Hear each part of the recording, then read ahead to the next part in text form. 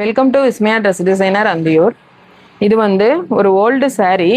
அந்த சாரியில் வந்து ஒரு ஃப்ராக் தைச்சிருக்கோம் நம்ம. இது வந்து பார்த்திங்கன்னா saree.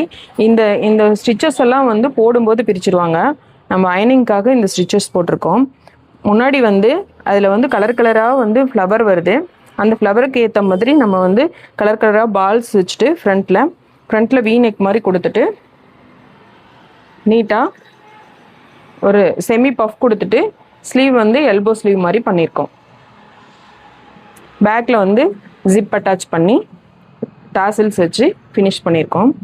இது வந்து ஒரு ஓல்டு சாரியில் இது ஒரு ஃப்ராகு. அவங்களுக்கே வந்து சுடி ஒன்று தைச்சிருக்கோம்.